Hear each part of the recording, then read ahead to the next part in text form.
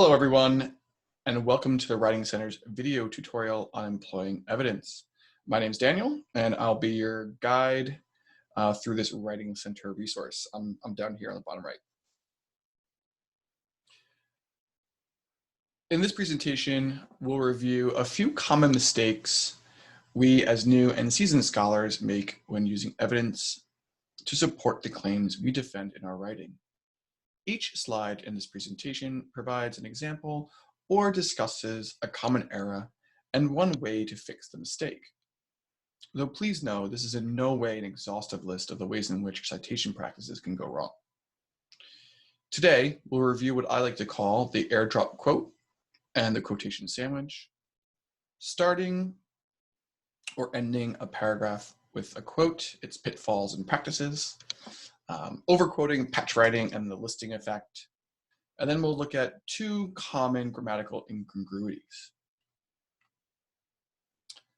One of the most common failures of proper citation protocols I see as both a composition and literature professor and a writing consultant at the Writing Center is the airdrop quote, a quote that kind of just comes out of nowhere. If we think of our writing as a conversation between ourselves as authors and a conscientious and invested guest, our reader, then an airdrop quote is kind of like the loud, uncouth third wheel we forgot to tell our guest about, shouting at us from the kitchen. When we include the voice of an unknown other in our writing, we interrupt the flow of our narrative, which can be incredibly jarring and distract the reader from the good arguments we make in our writing. Remember to signal that a quote is about to come. State who the quote came from, and show your reader how you've employed or interpreted the quoted material. Often, this arrangement is called the quotation sandwich. Check out the examples provided below. Notice how much more smoothly the text on the right unpacks its argument, how the quotation flows with the claims our author makes about the coming zombie apocalypse. Whereas, in the example on the left, the quote materializes out of nowhere, which not only interrupts the language of the text, but makes the reader pause to try and figure out what this new material has to do with the author's text and the claims they're making about preparing for the zombie apocalypse. In the fix, I bolded the text that kind of operates as the bread of the quotation sandwich. And the quotation sandwich is the meat, cheese, or vegetarian substitute.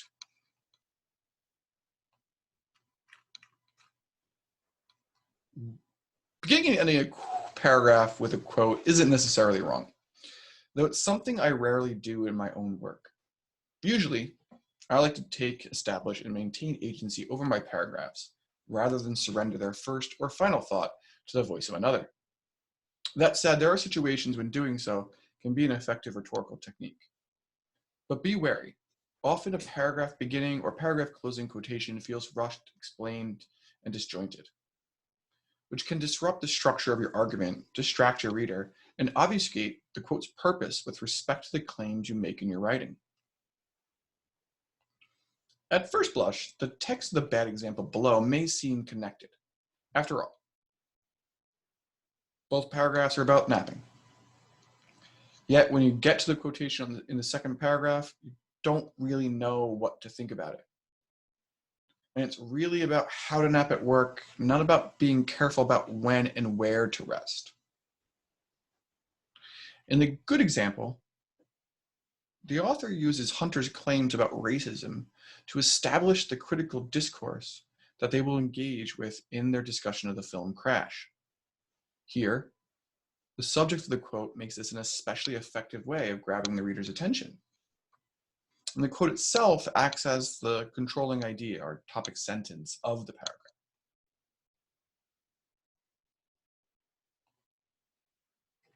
I find that on occasion, ending a paragraph with a quote can be an effective way of continuing the claims and content of one paragraph into another. Often, the arguments we make are too complicated to fit in a single paragraph. Indeed, there are times when a paragraph feels as if it could be 5 pages long and still not make it through what I want to say. In the examples below, the bad demonstrates a jarring leap in its content and logical flow.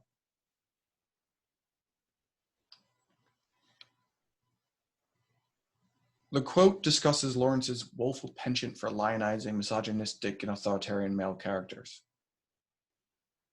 Then the text jumps into a paragraph that begins with a plot summary of two men and a meet cute. This should feel a bit familiar. This era, that is, should feel a bit familiar. It's pretty much the same problem we saw in the airdrop quote and the bad of the previous slide. But here, it's as if the statement preceding the quote leaps out of a dark corner to disrupt our careful, considered conversation. Rather than the quote, it's our own language that seems out of place. Nevertheless, disruption and discord persist. In the good, we see a clear logical connection between the end of the preceding paragraph and the new claims made by the author about Agamben's reading of biopower at the beginning of paragraph 2.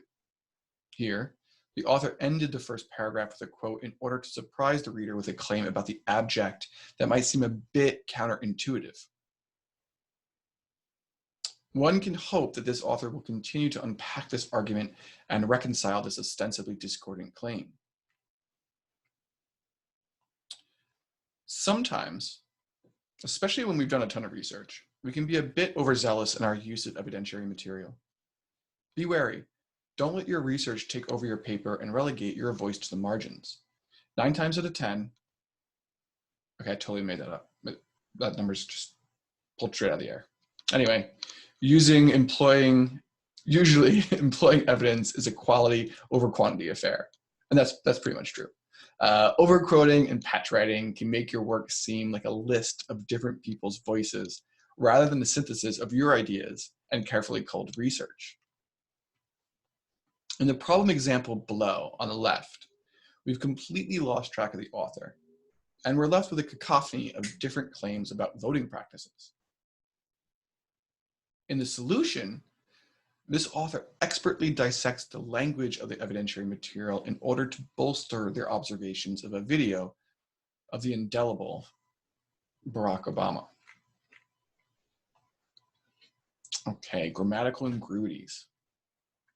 Grammatical incongruities happen a lot when we employ evidence, perhaps even more than airdrop quotes, though they're not nearly as difficult to amend as airdropped evidence. Grammatical incongruities happen so often, largely because they're so easy to overlook. The way we read is often the culprit behind the rash of grammatical errors we sometimes find in our own writing. Often, when we read, we don't read every letter of every word, or even every word of every sentence. Our brains predict what's going to come next, and we keep going. This predilection for prediction increases in proportion to our familiarity with the content. There are few texts we're more familiar with than the ones we write ourselves. I think the easiest way to effectively massage quotations into our writing is by purposely returning to each one in our draft and reading that bit of our essay out loud. Your ear will pick up the mistakes that your eyes miss. Below, I provided 2 examples of common grammatical kerfluffles. Truly, there are too many possible errors to effectively list. We'd be here for 47 slides. Happily, fixing a grammatical incongruity is usually super easy. Often, all we need to do is swap out a term or two, bracketing our change to a quotation, or rework our own sentence structure to better match the syntax of the quoted material. In the first, there's a bit of singular plural dissonance, a very common grammatical error. We've only got one zombie looking around. Here, all you have to do is swap the plural present conjunction of to be for the singular present conjunction. Sidebar. Verb tenses are another really common grammatical incongruity, past, present, that sort of thing. In the second, the error is a little more difficult to amend. Really, there are 2 mistakes. There's an incongruity in perspective. The example begins in the third person and jumps to the second person without signaling a syntactical change. And the quote isn't really evidence, but it seems like the kind of question someone poses to introduce an idea. Perhaps Barry ends up discussing what it's like to navigate the world suffering from severe social anxiety. I have no idea. But what I do know is that this rhetorical question is not phrased as a piece of evidence, or advice rather. To amend the errors, this author reshaped both their introduction to the quote and the evidence. Though importantly, the author preserves the essence of Barry's text. We don't want to manipulate a quote so much that we kind of change what that author is saying. He excises the bit about absent advice and provides a signal phrase indicating a change of perspective and address.